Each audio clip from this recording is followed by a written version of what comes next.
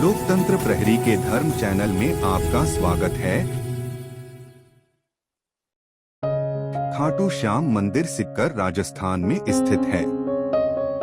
खाटू श्याम का इतिहास बहुत प्राचीन है। आज से लगभग 1000 वर्ष पूर्व में इस मंदिर का निर्माण हुआ था। सिक्कर जिला मुख्यालय से 43 किलोमीटर दूर खाटू नामक गांव में बाबा खाटू श्याम का प्राचीन मंदिर है। इस मंदिर में भगवान श्री कृष्ण और बर्बरिक की पूजा होती है। खाटू श्याम में बर्बरिक का सिर है, जिसे बर्बरिक ने भगवान श्री कृष्ण के कहने पर दान कर दिया था। कल युग में खाटू श्याम को श्री कृष्ण का अवतार माना जाता है। भगवान खाटू श्याम को हारे का सहारा कहा जाता है, क्योंकि जिसकी मनोकामना कहीं पूरी नहीं होती उसको श्याम बाबा पूरी करते हैं। इस वीडियो में हम आपको खाटू श्याम का इतिहास, कहानी, कथा और खाटू श्याम मंदिर कहाँ स्थित है, इसकी पूरी जानकारी देंगे। खाटू श्याम का इतिहास महाभारत काल से है। ये पांडु पुत्र भीम के पुत्र थे, जिनसे खुश होकर भगवान श्री कृष्ण ने इनको कल युग में अपने नाम से पूजनीय होने का आशीर्वाद दिया था। खाटू श्याम जी का नाम बचपन में बर्बरिक था। घर परिवार, माता पिता और गुरुजन सभी इनको बर्बरिक नाम से ही जानते थे। भगवान श्री कृष्ण ने इनको अपने घुंघरालू बालों की वजह से श्याम नाम दिया था। खाटू श्याम जी को निम्नलिखित नामों से भी जाना जाता है: श्याम बाबा, दीनों का नाथ, कल युग का अवतार, शीश का दानी, खाटू वाला श्याम, हारे का सहारा, लगदातार, नील घोड़े का असवार, खाटू नरेश, मोरवी नंदन भी कहा जाता है। खाटू श्याम जी की कहानी की शुरुआत मध्यकालीन महाभारत से शुरू होती है। बलवान भीम के पुत्र का नाम था घटोत्कच। घटोत्कच का विवाह दैत्य राजा मूर्ख की पुत्री कामकंटकता, जिसे मौरवी के नाम से भी जाना जाता है, के साथ हुआ था। मौरवी और घटोत्कच ने एक पुत्र को जन्म दिया, जिसका नाम था बर्बरिक। बचपन से ही बर्बरिक ने अपनी माता मौरवी और भगवान श्री कृष्ण से युद्ध कला सीखी। बर्बरिक ने भगवान शिव की तपस्या की, जिससे प्रसन्न होकर शिव जी ने उन्हें 3 बाण दिए। ये 3 बाण उनको तीनों लोकों में विजय दिलवा सकते थे। ये वरदान पाकर बर्बरिक बहुत खुश हुए।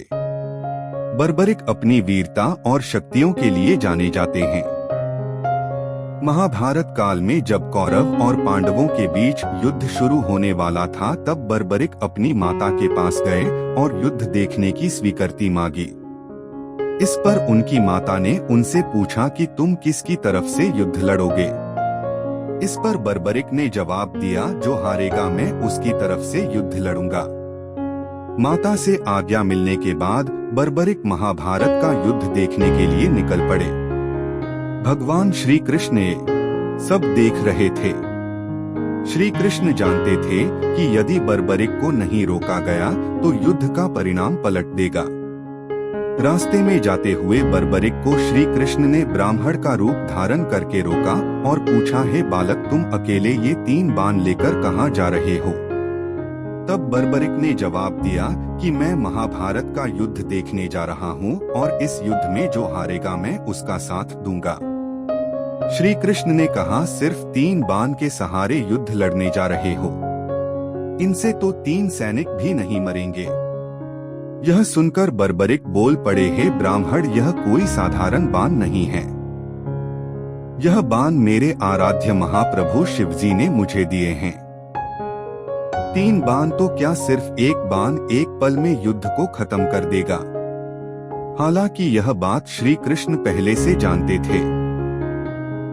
बर्बरिक को रोकने के लिए श्री कृष्ण ने उनकी परीक्षा ली।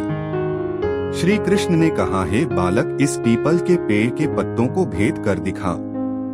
तभी बर्बरिक ने एक बाण निकाला और अपने आराध्य का ध्यान करते हुए बाण छोड़ा, जो पीपल के पेड़ के सभी पत्तों को भेदता हुआ निकल गया। बर्बरिक ने ब्राह्मण से पूछा, आप कौन हो और मुझसे क्या चाहते हो? इस पर उस ब्राह्मण ने जवाब दिया कि मुझे दान चाहिए, क्या तुम दे सकते हो? बर्बरिक ने कहा, मांगो, आपको क्या चाहिए। तब ब्राह्मण ने उनका शीश दान में मांग लिया। यह सुनते ही बर्बरिक समझ गया कि यह कोई साधारण आदमी नहीं है। उसने ब्राह्मण को अपने वास्तविक रूप में आने को कहा। तब भगवान श्री कृष्ण अपने असली रूप में बर्बरिक को दर्शन दिए। अपने गुरु को सामने पाकर बर्बरिक धन्य हो गया। तब बर्बरिक ने रात भर भजन किया और दूसरे दिन फाल्गुन शुक्ल द्वादशी को स्नान करके अपने हाथों से बर्बरिक ने बिना देरी किए अपना शीश काटकर भगवान के चरणों में रख दिया। भगवान श्री कृष्ण ने शीश को एक ऊंचे स्थान पर रखा ताकि बर्बरिक महाभारत का युद्ध देख सके। बर्बरिक की दानवीरता से खुश होकर श्री कृष्ण ने उन्हें अपना नाम श्याम उपहार स्वरूप भेंट किया। साथ ही आशीर्वाद भी दिया कि आने वाले युग में तुम मेरे नाम से पूजे जाओगे। जब भी कोई हारा और टूटा हुआ भक्त तुम्हारे पास आएगा, तुम्हारी पूजा से उसके सब काम पूर्ण होंगे। श्री कृष्ण ने बर्बरिक के सिर को एक ऊंचे स्थान पर रख दिया। आज विश्व विख्यात खाटू श्याम मंदिर उसी स्थान पर बना हुआ है जहां पर उनका कटावा सिर रखा गया था। तो यह है खाटू श्याम जी की बेहद अद्भुत कहानी। खाटू श्याम का महत्व कलियुग के साथ साथ बढ़ेगा, क्योंकि भगवान श्री कृष्ण ने इनको आशीर्वाद दिया था कि जैसे जैसे कलियुग बढ़ेगा तुम्हारा यश और लोगों की आस्था बढ़ेगी। आज बाबा खाटू श्याम हारे का सहारा बनकर भक्तों के काम कर रहे हैं और उनके दुख दर्द का हरण कर रहे हैं। खाटू श्याम का महत्व इसलिए भी बढ़ जाता है कि इन्हें कलियुग का भगवान माना जाता है। आस्थावान लोगों के हर काम होते हैं और ऐसा कहा जाता है कि जो व्यक्ति अपने जीवन में अपने दुखों और कष्टों से घिरा हुआ है, अपने जीवन में हार मान चुका है, उसे एक बार अवश्य खाटू श्याम जी की शरण में जाना चाहिए। तो दोस्तों, उम्मीद करते हैं बाबा खाटू श्याम का इतिहास और खाटू श्याम जी की कहानी आपको बहुत पसंद आई होगी।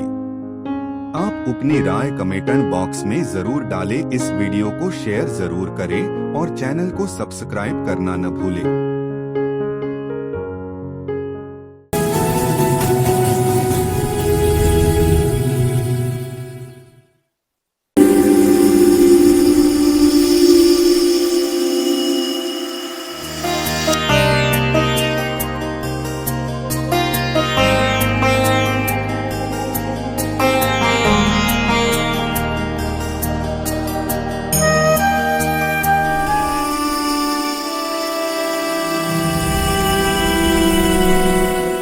लोकतंत्र प्रहरी के धर्म चैनल में आपका स्वागत है। लोकतंत्र प्रहरी YouTube चैनल को सब्सक्राइब करें और बेल आइकन बटन को क्लिक करें। वीडियो को लाइक और शेयर करना ना भूलें।